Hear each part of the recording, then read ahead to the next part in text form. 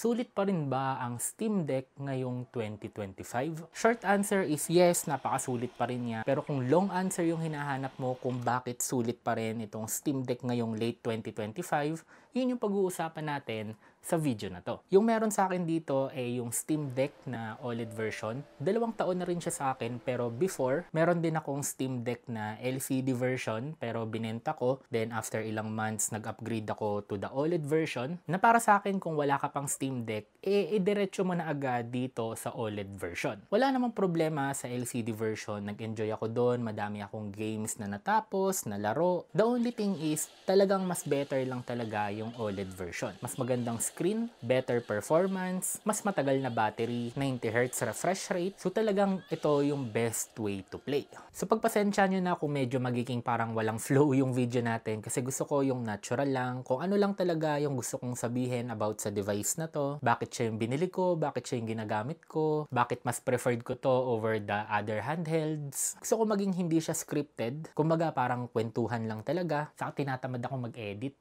Anyway, bakit nga ba Steam Deck OLED? Number one na reason para sa akin kung bakit Steam Deck yung binili ko, hindi siya ganun kamahal compared sa other handhelds like the ROG Ally, Lenovo Legion Go, yung MSI Claw, and sa iba pang handhelds maliban sa Switch. I think Steam Deck talaga yung pinaka-affordable. Pero kahit siya yung pinaka-mura, sa tingin ko parang siya din yung pinaka-optimized. And dito papasok yung pangalawang reason kung bakit ito yung binili ko, yung Steam OS. So yung operating system na naka-pre-installed agad dito sa Steam Deck sobrang optimized. Hindi nyo na kailangan mag-install ng kahit anong driver. Hindi nyo na kailangan kalikutin yung device para lang mapagana yung game na gusto nyong laruin. Hindi kayo magra-run sa kung ano-anong error. Basta meron kayong game, click mo lang, then laruin mo na. Ganun kasimple. Pero alam ko ngayon yung Steam OS, pwede nyo na din siyang i-install sa other handhelds. Pero para sa akin, iba pa rin yung sa original. And hindi lang yan sa software. Even sa hardware ng Steam Deck, sobrang dami ng third-party accessories na available. May mga mabibili kayo like Steam Deck cooler, may mga Steam Deck dock, may iba't ibang types din ng mga Steam Deck case na available. Pero ako, ang ginagamit ko is itong Skull & Co na case kasi ang maganda dito, sobrang nipis lang niya, magaan. Tapos, pwede nyo na siyang patayuin. May mga mabibili din kayo na front cover para hindi nyo na kailangan dalhin yung pinaka-case niya. May mga thumbsticks. Actually, sobrang dami pa. Yung ibang accessories nga, parang di ko na alam kung anong nagagawa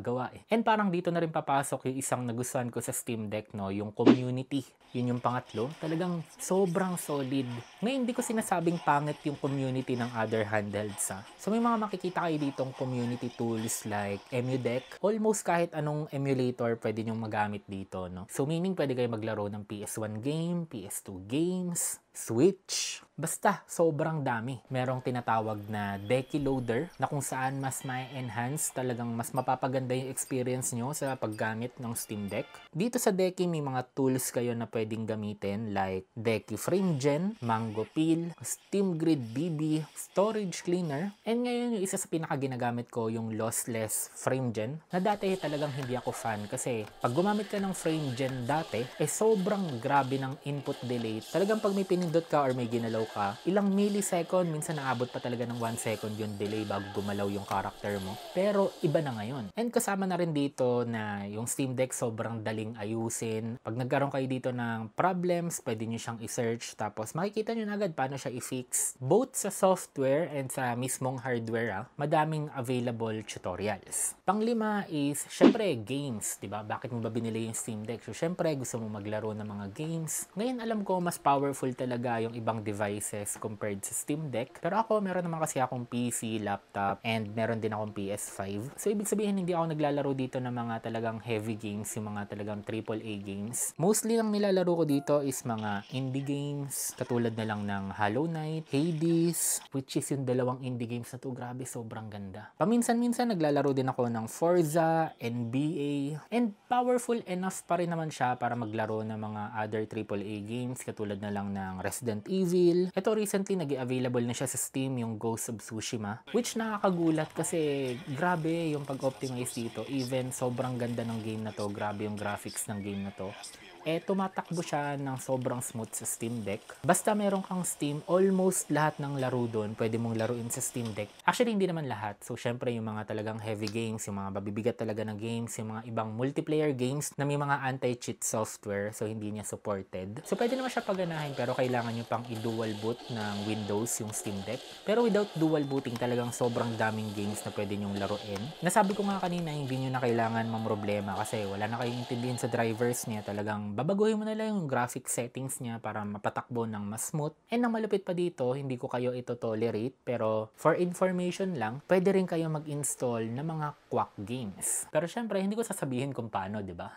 Pang-anim na reason naman is portability. So, yes, handheld siya, and yes, lahat ng handheld naman, ito yung purpose for portability, di ba? Pero sa tingin ko, ang pinagkaiba ng Steam Deck over sa ibang handhelds, na parang medyo nabanggit ko na kanina, yung software nga niya. Ang pinopoint out ko lang talaga dito is, sabi ko nga, yung optimization niya. Dahil nga maganda yung software niya, mas na-utilize yung pagiging handheld niya. So meaning, hindi siya basta-basta kumakain ng battery nyo, no? And dagdag ko na rin, since usapang handheld and portability nga, Steam Deck din yung isa sa may pinakamagandang ergonomics. Kung i-compare mo siya sa Lenovo Legion Go na nagamit ko and sa Nintendo Switch na personally meron din ako, doon nangangawit yung kamay ko, parang medyo kulang yung grip ko.